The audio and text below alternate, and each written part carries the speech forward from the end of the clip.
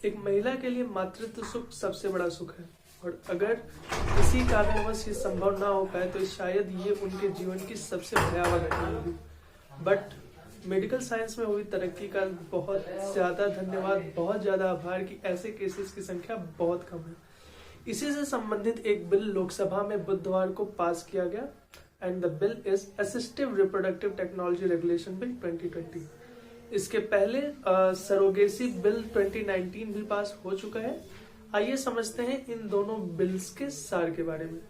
सबसे पहले बात करेंगे सरोगेसी बिल 2019 की। तो सरोगेसी बिल 2019 का कंटेक्स्ट 2015 में वापस जाता है, जब एक नोटिफिकेशन पास करके भारतीय सरकार ने साफ किया कि पर्सन ऑफ इंडियन ओरिजिन या ओवरसीज सिटीजन ऑफ इंडिया को किसी भी हालत में सरोगेसी प्रैक्टिस करने की इजाजत नहीं दी जा सकती। The least qualification for a foreigner जिससे वो सरोगेसी इंडिया में प्रैक्टिस कर सकते हैं वो है नॉन रेजिडेंट इंडियन की कैटेगरी, दैट ही और she should be from NRI category only.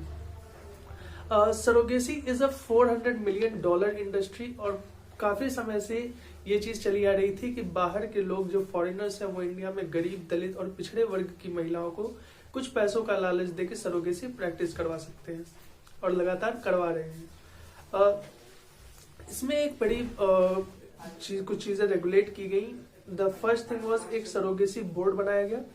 Surrogacy board किसी भी तरीके का जो नियम है, पॉलिसी है, उसे रेगुलेट करेगा, और उनका एग्जिस्टेंस और उस पॉलिसी को इम्प्लीमेंट करने की जो जिम्मेदारी है वो स्टेट एग्जीक्यूटिव बोर्ड्स को दी जाएगी।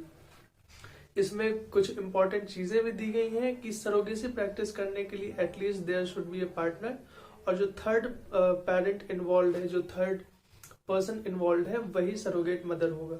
सरोगेट मदर के बारे में भी कई सारे रेगुलेशंस हैं कि वो क्लोज रिलेटिव हो सकता है, and that can not be just for money, और उसका कॉम्पेंसेशन और सारी चीजों का रेगुलेशन इस बोर्ड में दिया हुआ है।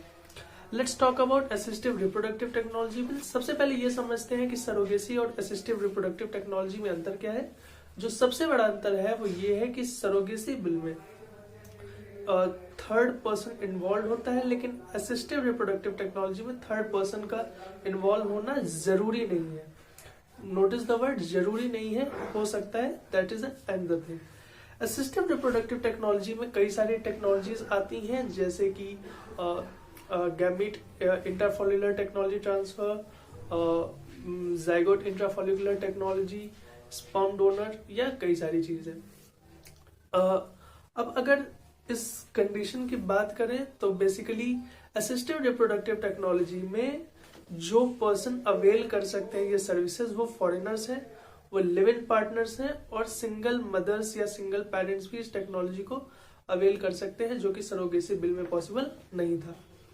असिस्टिव रिप्रोडक्टिव टेक्नोलॉजी बिल की कुछ खास बातें हैं कि एक नेशनल बोर्ड बनाया जाएगा जो कि सेंटर को, केंद्र सरकार को पॉलिसी मैटर्स पे गाइड करेगा। इसके लिए हेल्थ इंफ्रास्ट्रक्चर, फर्टिलिटी क्लिनिक्स का रिक्वायरमेंट और पेरेंट्स से रिलेटेड सारी जानकारियां जरूरी होंगी। एज ऑफ नाउ जो हेल्थ डिपार्टमेंट की रिपोर्ट है उसके अनुसार आज देश में करीब 1000 फर्टिलिटी क्लिनिक्स हैं जो कि असिस्टिव रिप्रोडक्टिव टेक्नोलॉजी को प्रैक्टिस करती हैं, और जो टोटल प्रेगनेंसीज है वो करीब 40,000 पर एनम है। इसमें एक national registry there will be a national registry which will prepare the database, जिसमें इससे रिलेटेड सारे सरोगेसी क्लिनिक से रिलेटेड और उन पर्सन से रिलेटेड सारी जानकारियां इकट्ठा रहेंगी। There will be a registration authority जिसका चेयरमैन हेल्थ डिपार्टमेंट में ज्वाइंट सेक्रेटरी के ऊपर के लेवल का अधिकारी होगा, और जो इसका वाइस चेयरमैन होगा वो joint director in health department से ऊपर का अधिकारी होगा। इसमें कुछ रूल्स हैं जो कि फ्रेम किए गए हैं। उन रूल्स के बारे में अगर हम जानने की कोशिश करें तो there will be only 2 parents involve, right, and उसके ज्यादा पेरेंट्स इन्वॉल्व नहीं हो सकते, कोई मिक्सिंग नहीं हो सकती। अगर एक गैमीट है तो उस गैमीट का स्प्लिटिंग करके दोबारा से उसे इस्तेमाल नहीं किया जा सकता। एक महिला का कम सिर्फ 7 oocytes या 7 oocytes का रिट्रीवल होगा। Women should have at least 1 child. जो भी औरत अपने एग्स का डोनेशन करेगी वो कम से कम एक बच्चे की माँ होनी चाहिए और उस बच्चे की उम्र कम से कम 3 साल होनी चाहिए। एक महिला अपने पूरे लाइफ टाइम में सिर्फ एक ही बार एग्स का डोनेशन कर सकती है, उससे ज्यादा बार एग्स का डोनेशन नहीं कर सकती। इसके अलावा जो फर्टिलिटी क्लिनिक्स है उसमें एक limited amount of health infrastructure भी मौजूद होना चाहिए और उससे रिलेटेड सारे डेटा गवर्नमेंट को प्रेषित होने चाहिए। फिलहाल असिस्टिव रिप्रोडक्टिव टेक्नोलॉजी बिल के बारे में इतना ही, और इससे ज्यादा इंटरेस्टिंग जानकारियों से के बारे में जानने के लिए जुड़े रहे जनसत्ता के साथ। Thank you.